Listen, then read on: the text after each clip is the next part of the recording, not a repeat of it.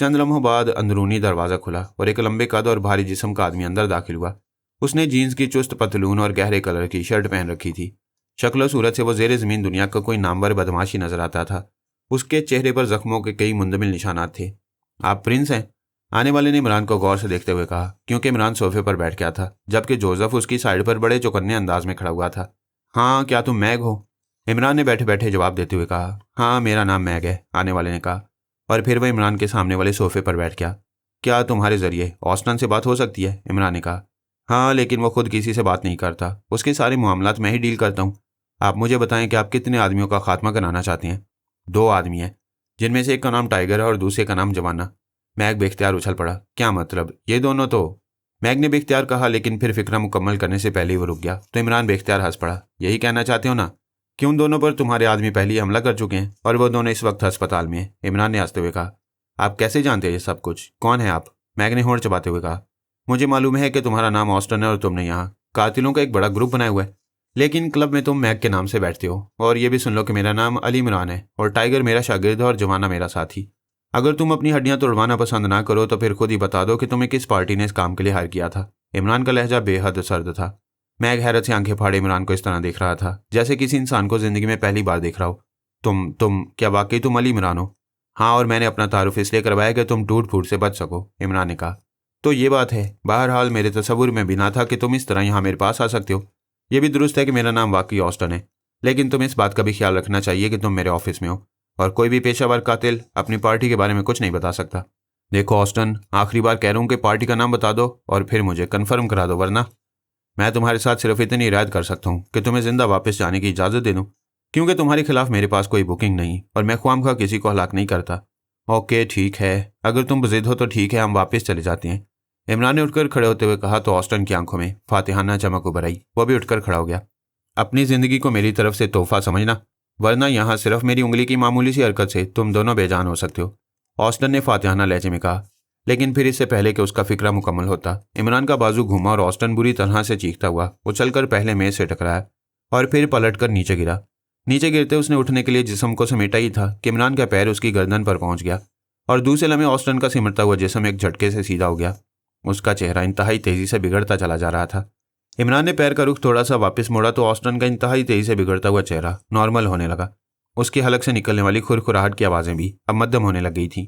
बोलो, कौन पार्टी है, बोलो, इमरान ने गुराते हुए कहा और इसके साथ उसने पैर को जरा आगे की तरफ मोड़ दिया। बताता हूँ, हटा लो पैर, पैर हटा लो। ऑस्टन के मुंह से रुक रुक कर अल्फाज निकलने लगे। बोलो, वरना, इमरान ने पैर को थोड़ा सा मोड़ते हुए कहा। ऑर्थर पार्टी है। कौन आर्थर? तफसील बताओ।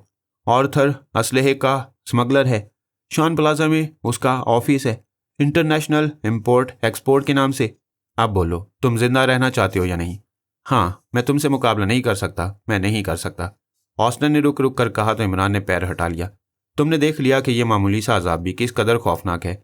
अब अगर तुमने हमारे खिलाफ कोई कार्रवाई की तो फिर तुम दूसरा सांस न ले सकोगे। और आर्थर या किसी और को इससे कोई दिलचस्पी नहीं कि तुम मर चुके हो। वो अपने काम किसी और से करा लेंगे, इमरान ने पीछे हटते हुए कहा। ऑस्टन अब उठकर बैठ गया था और दोनों हाथों से मुसलसल अपनी गर्दन मसलने में मसरूफ था। ये वाकई इंतहाई खौफनाक अजाब है, इंतहाई हौलनाक, और मुझे एहसास हो गया कि मैं वाकई तुम्हारा मुकाबला नहीं कर सकता, इसलिए मैं तुम्हारे खिलाफ अब कुछ नहीं करूंगा। तुम उठकर बैठ जाओ और अपने आदमी को हुक्म दो कि वह अब टाइगर और जवाना के खिलाफ कोई कार्रवाई न करें, इमरान ने कहा। हाँ, मैं कह देता हूँ, ऑस्टन ने कहा और इसके साथ ही उसने मेज़ पर मौजूद फ़ोन का रिसीवर उठाया और नंबर प्रेस करने शुरू कर दिए। इमरान की नज़रें उन नंबरों पर जमी हुई थीं। लाउडर का बटन ऑन कर दो, इमरान ने कहा तो ऑस्टन ने लाउडर का बटन ऑन कर दिया। दूसरी तरफ घंटी बजने की आवाज़ सुनाई दी। फिर रिसीवर उठा लिया गया। यस, जैकी बोल रहा हूँ।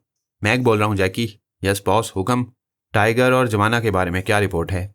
उनका पता नहीं चल सका, अब वो दोबारा नजर आएंगे तो उन पर काम किया जाएगा। सुनो, मैंने पार्टी से उन पर दोबारा हमले की रकम देने के लिए कहा था, लेकिन उसने इनकार कर दिया। उसके मुताबिक उनका जख्मी होने उनके लिए काफ़ी है, क्योंकि वो उन्हें चंद रोज़ के लिए सामने से हटाना चाहते थे। इसलिए अब यह मिशन खत्म हो चुका है। तुम अपने आदमियों को हुक्म दे दो कि वो अब आइंदा इस मिशन पर मजीद काम ना करें, ऑस्टन ने कहा। यस बॉस, दूसरी तरफ से कहा गया और ऑस्टन ने रिसीवर रख दिया। इसके साथ ही जैसे उसने गर्दन मोड़ी वो बेख्तियार चौंक पड़ा, क्योंकि इमरान के हाथ में मशीन पिस्टल नजर आ रहा था जिसका रुख उसकी तरफ था और इमरान के चेहरे पर सफाकी के तासरात उभर आए थे।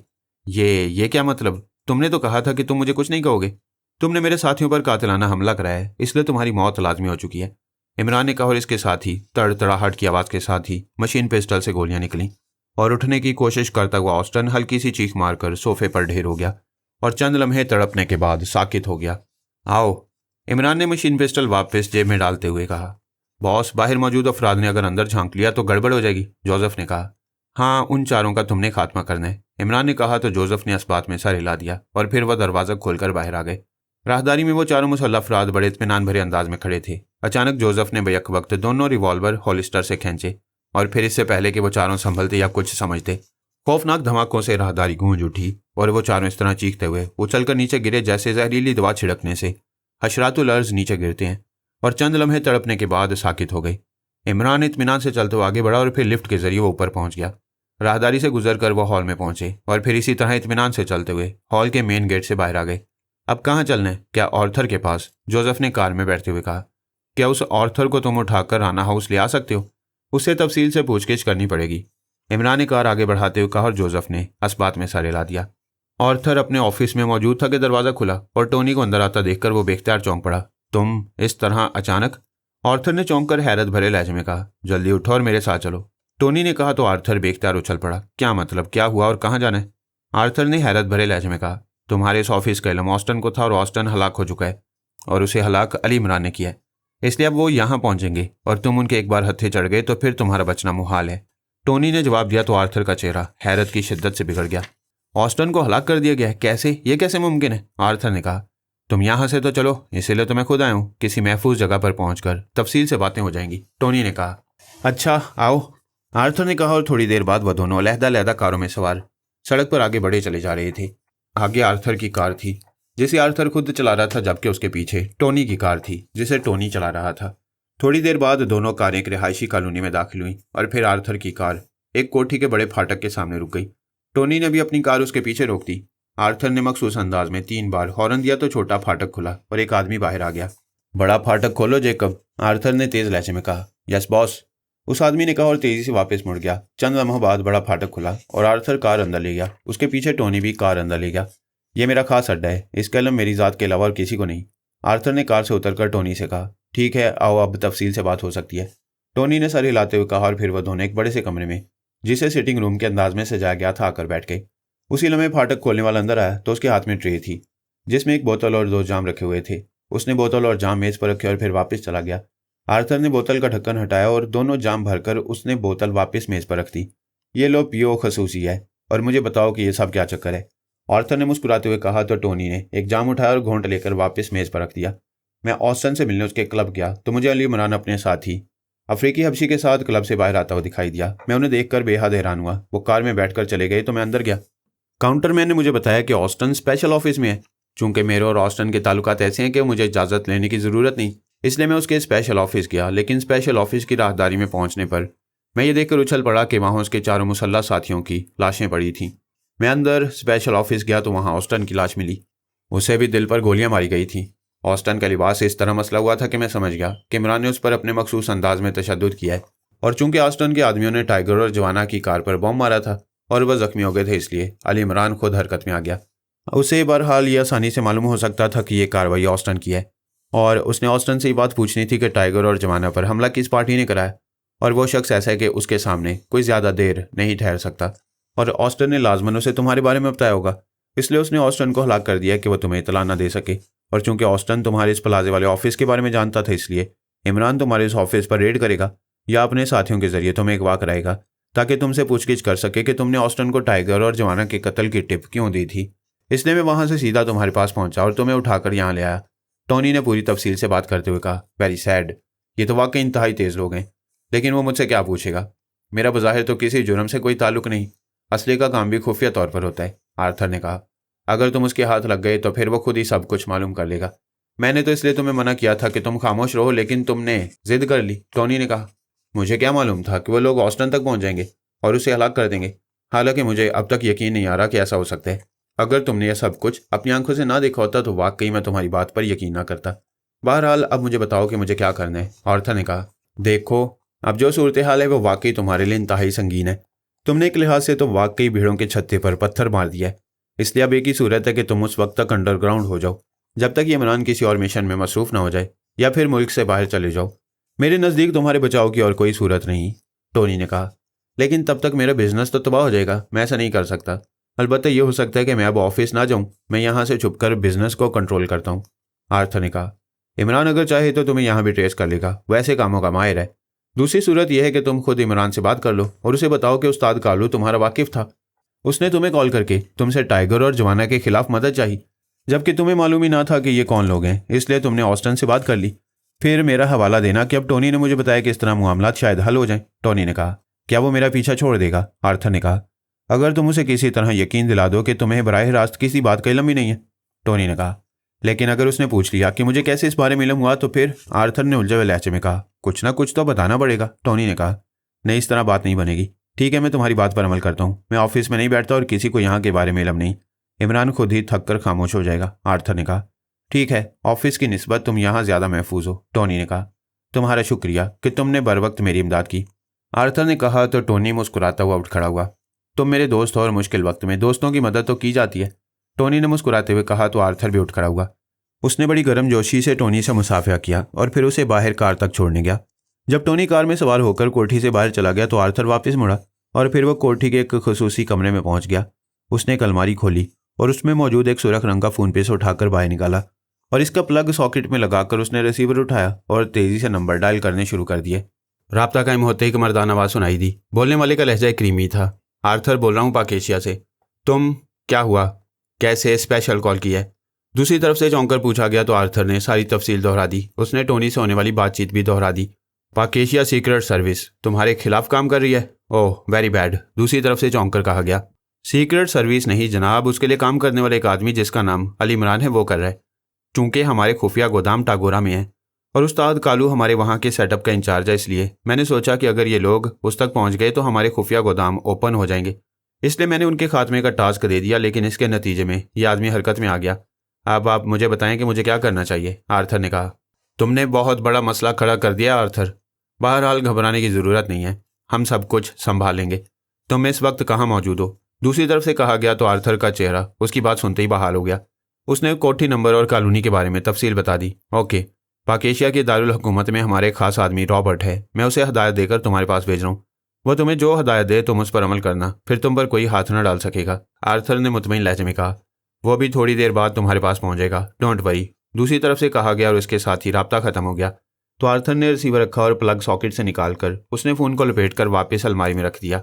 जेकब, आर्थर ने कुर्सी पर बैठते हुए जोर से आवाज़ देते हुए कहा। यस बॉस, एक साहब आ रहे हैं, उनका नाम रॉबर्ट है, उन्हें इज्जत से अंदर ले आना, मैं उनका इंतज़ार कर रहा हूँ। यस बॉस, जेकब ने कहा और वापस मुड़ गया। थोड़ी देर बाद कॉल बेल की आवाज़ सुनाई दी तो आर्थर समझ गया कि रॉबर्ट आया होगा।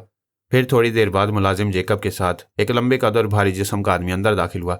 मेरा नाम रॉबर्ट है मिस्टर आर्थर, रॉबर्ट ने कहा तो आर्थर उठकर खड़ा हो गया और उसने बड़ी गर्मजोशी से उससे मुसाफिया किया।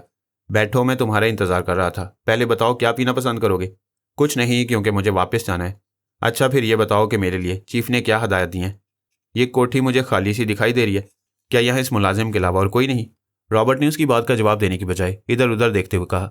यह मेरा खसूसी पॉइंट है और यहाँ मेरा सिर्फ एक खसूसी मुलाजिम जैकब ही रहता है। तो फिर हदायत सुन लें। चूँकि आप पाक एशिया सीक्रेट सर्विस की नज़रों में आ चुके हैं, इसलिए आपकी मौत का वारंट जारी कर दिया गया है और मैं उसकी तामील के लिए यहाँ आया हूँ, रॉबर्ट ने कहा। क्या मतलब, क्या कह रहे हो, क्या मतलब? आर्थर ने हैरान होकर कहा। लेकिन दूसरे लम्हे उसे रॉबर्ट के हाथ में साइलेंसर लगा पिस्टल नजर आया और फिर इससे पहले कि वो संभलता उसे एक शोला सा नजर आया और दूसरे लम्हे उसे यूं महसूस हुआ जैसे गर्म सलाख उसके सीने में अंदर दूर तक घुसती चली गई हो। उसके जिस्म को एक जोरदार झटका लगा और उसके मुंह से चीख निकली, लेकिन उसे यूं महसूस हुआ जैसे उसका सांस उसके गले में अटक गया हो। उसने सांस लेने की कोशिश की लेकिन बेसूद, और इसके साथ ही उसका जहन और एहसासात तारीकी में डूबते चले गए। जोसेफ ने कार शान प्लाजा के कंपाउंड गेट में मोड़ी और फिर उसे पार्किंग की तरफ ले जाने की बजाय वैसे प्लाजा के मेन गेट की तरफ ले गया। उसने कार मेन गेट से कुछ फासले पर अभी रोकी ही थी कि प्लाजा के एक साइड से दो कारें एक के बाद दीगरे नमूदार हुईं और तेजी से पार्किंग की तरफ बढ़ती चली गईं। दोनों में एक आदमी सवार था। आगे वाली कार में मौजूद आदमी को तो वो जानता नहीं था, लेकिन दूसरी कार में जो आदमी ड्राइविंग सीट पर बैठा हुआ था उसे वो अच्छी तरह जानता था। वह टाइगर का दोस्त टोनी था, टोनी क्लब का मालिक, और वह टाइगर के साथ कई बार मुख्तलिफ मामलात के सिलसिले में उससे मिल चुका था। दोनों कारें पार्किंग से निकलकर दाएं तरफ मुड़ी और आगे बढ़ गईं तो जोसेफ कार से उतरा और फिर मेन गेट की तरफ बढ़ गया। थोड़ी देर बाद ही वो ग्राउंड फ्लोर पर उस ऑफिस में दाखिल हुआ जो इम्पोर्ट एक्सपोर्ट की फर्म थी जिसका मालिक आर्थर था। एक साइड पर काउंटर के पीछे एक नौजवान लड़की फ़ोन सामने रखे बैठी हुई थी। मिस्टर आर्थर ऑफिस में है? जोसेफ ने काउंटर के करीब जाकर कहा। नहीं जनाब, वो तो अपने एक दोस्त मिस्टर टोनी के साथ गए हैं, उस लड़की ने कहा तो जोसेफ चौंक पड़ा। कहाँ गए हैं? जोसेफ ने चौंक कर पूछा। जी बताकर नहीं गए, बस अचानक चले गए, शायद थोड़ी देर बाद वापस आ जाएं। आपकी तारीफ? मैंने उनसे मिलना था, वो मुझे नहीं जानते। ठीक है, मैं कल आ जाऊंगा, जोसेफ ने कहा और वापस मुड़ गया। थोड़ी देर बाद उसकी कार टोनी क्लब की तरफ बढ़ी चली जा रही थी। टोनी क्लब पहुंचकर उसने कार पार्किंग में रोकी और नीचे उतरकर वो क्लब की तरफ चल पड़ा। चूंकि वह कई बार यहाँ टाइगर के साथ आ चुका था, इसलिए यहाँ कमला उसे अच्छी तरह जानता था। टोनी ऑफिस में है? जोसेफ ने काउंटर बॉय से मुखातिब होकर कहा। नहीं जनाब, वो तो बाहर गए हैं, काउंटर बॉय ने कहा। वो मुझे कार में अकेले आते हुए नजर आए हैं। ठीक है, मैं उनका इंतजार कर लेता हूँ, जोसेफ ने कहा और मुड़कर एक खाली कुर्सी पर बैठ गया। दूसरे लम्हे वेटर उसके सर पर पहुंच गया। एप्पल और बनाना मिक्स जूस बनाकर ले आओ, जोसेफ ने वेटर से कहा। यस सर, वेटर ने जवाब दिया और वापस चला गया। थोड़ी देर बाद जूस का बड़ा सा गिलास उसके सामने मौजूद था। वो आहिस्ता आहिस्ता इसे सिप करने लगा।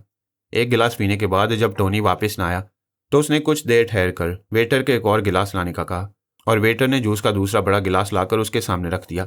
वो उसे पहले गिलास से भी ज़्यादा आहिस्तगी से सिप करने लगा और फिर जब उसने गिलास ख़त्म किया तो उसे टोनी क्लब में दाखिल होता हुआ दिखाई दिया। वो सीधा साइड राहदारी की तरफ बढ़ा चला जा रहा था। जोसेफ चूंकि उस साइड पर बैठा हुआ था कि जब तक उसे मुड़कर ना देखा जाता काउंटर की तरफ बढ़ता हुआ आदमी उसे ना देख सकता था, इसलिए टोनी ने उसे ना देखा। जोसेफ ने वेटर को बुलाकर उसे पेमेंट की और फिर तेज तेज कदम उठाता वह टोनी के ऑफिस की तरफ बढ़ता चला गया। चूंकि वहां कमला उसे जानता था, इसलिए किसी ने उस पर एतराज़ न किया। जोसेफ टोनी के ऑफिस का दरवाज़ा खोलकर अंदर दाखिल हुआ तो मेज़ के पीछे कुर्सी पर बैठा हुआ टोनी उसे देखकर बेख्तियार चौंक पड़ा। उसके चेहरे पर इंतहाई हैरत के तासुरात उभर आए थे। तुम जोसेफ, कैसे आए हो? टोनी ने उठकर उसका इस्तकबाल करते हुए कहा। मैं काफ़ी देर से हॉल में बैठा तुम्हारी आमद का इंतजार कर रहा था, जोसेफ ने मुस्कुराते हुए कहा और फिर मुसाफिया करके वह मेज़ की दूसरी तरफ कुर्सी पर बैठ गया। अच्छा, खैरियत? क्या मुझसे काम है कोई? टोनी ने कहा। हाँ, तुम और आर्थर इकट्ठे शान प्लाजा से निकले थे, अलबत्ता तुम दोनों अलहदा अलहदा कारों में थे। मैंने फौरी तौर पर उस आर्थर से मिलना है, इसलिए मैं यहाँ आ गया कि तुमसे पूछ लूँ कि आर्थर अब कहाँ है, जोसेफ ने कहा। तो ये बात है, मैं उसके ऑफिस ज़रूर गया था, लेकिन फिर उसे कोई काम याद आ गया और हम बाहर आ गए। फिर वो अपनी कार में चला गया और मैं अपनी कार में यहाँ आ गया। अलबत्ता रास्ते में मुझे एक ज़रूरी काम से रुकना पड़ गया, इसलिए देर हो गई। देखो टोनी, तुम टाइगर के दोस्त हो और टाइगर को आर्थर की वजह से ज़ख्मी होकर अस्पताल पहुँचना पड़ा और बॉस ने मुझे हुक्म दिया कि मैं आर्थर को ट्रेस करके उसे मालूमात हासिल करूँ कि उसने टाइगर के खिलाफ ऑस्टन ग्रुप को क्यों हायर किया। इसलिए आर्थर से मेरी फौरी मुलाकात ज़रूरी है। आर्थर ने यह सब कुछ तो नहीं कराया होगा? उसका तो जुराइम की दुनिया से कोई ताल्लुक नहीं, वो तो इम्पोर्टर एक्सपोर्टर है। अलबत्ता मुझे इतला ज़रूर मिल गई थी कि टाइगर ज़ख्मी हो गया है। मैंने अस्पताल फ़ोन किया तो मुझे बताया गया कि उसे किसी खुफिया सरकारी अस्पताल में शिफ्ट कर दिया गया है, इसलिए मैं खामोश हो गया। तो तुम्हें मालूम नहीं कि अब आर्थर कहाँ है? जोसेफ ने कहा। नहीं, मुझे वाकई मालूम नहीं। मेरा नाम जोसेफ है और मेरा ताल्लुक अफ्रीका से है और अफ्रीका के बड़े बड़े विच डॉक्टरों ने मेरे सर पर अपने हाथ रखे हुए हैं, इसलिए मुझे वो कुछ वैसे ही मालूम हो जाता है जो लोग छुपाने की कोशिश करते हैं। मैं तुम्हारा इसलिए लिहाज कर रहा हूँ टोनी कि तुम टाइगर के दोस्त हो और तुम्हारा कोई ताल्लुक इस सारे सिलसिले से बज़ाहिर नहीं है, लेकिन अब तुम आर्थर के बारे में झूठ बोलकर अपने आप को मशकूक बना रहे हो, इसलिए अब भी वक्त है कि सच बता दो। मैं सच कह रहा हूँ जोसेफ, वरना मुझे छुपाने की क्या ज़रूरत थी? ओके, जोसेफ ने उठकर खड़े होते हुए कहा तो टोनी भी उठ खड़ा हुआ। अरे बैठो, कुछ खा पी लो, टोनी ने उठते हुए कहा। सॉरी, मैं इस वक्त ड्यूटी पर हूँ, जोसेफ ने कहा और तेज़ी से मुड़कर बैरूनी दरवाजे से बाहर आ गया। थोड़ी देर बाद वो हॉल में से गुजरकर बैरूनी दरवाजे की तरफ बढ़ा चला जा रहा था। क्लब के बैरूनी बरामदे में पब्लिक फ़ोन बूथ मौजूद था। जोसेफ उस फ़ोन बूथ की तरफ बढ़ गया। उसने जेब से सिक्का निकालकर उसमें डाला और फिर रिसीवर उठाकर उसने राना हाउस के नंबर प्रेस कर दिए, क्योंकि इमरान ने उसे कहा था कि उसकी वापसी तक राना हाउस में ही रहेगा। यस, इमरान ने रिसीवर उठाते ही कहा। जोसेफ बोल रहा हूँ बॉस, टोनी क्लब से, जोसेफ ने कहा और फिर उसने शान प्लाजा से लेकर यहाँ पहुँचने और टोनी से होने वाली सारी बातचीत तफसील से दोहरा दी। इसका मतलब है कि यह टोनी भी उसका साथी है और यकीनन इसने ही उस आर्थर को ऑस्टन के हलाक होने की इतला दी होगी, जिसकी वजह से वो फौरी तौर पर ऑफिस से निकल गया होगा। लेकिन टोनी को मालूम होगा कि वो कहाँ है। तुम उससे मालूमात हासिल कर सकते हो या मैं खुद हूँ, इमरान ने कहा। आपको आने की ज़रूरत नहीं है बॉस, मैं उसकी रूह से भी सब कुछ उगलवा लूँगा। ओके, दूसरी तरफ से कहा गया और इसके साथ ही राब्ता ख़त्म हो गया। तो जोसेफ ने रिसीवर हुक्म में लटकाया और फ़ोन बूथ से बाहर आकर वो एक बार फिर क्लब के मेन गेट की तरफ बढ़ गया।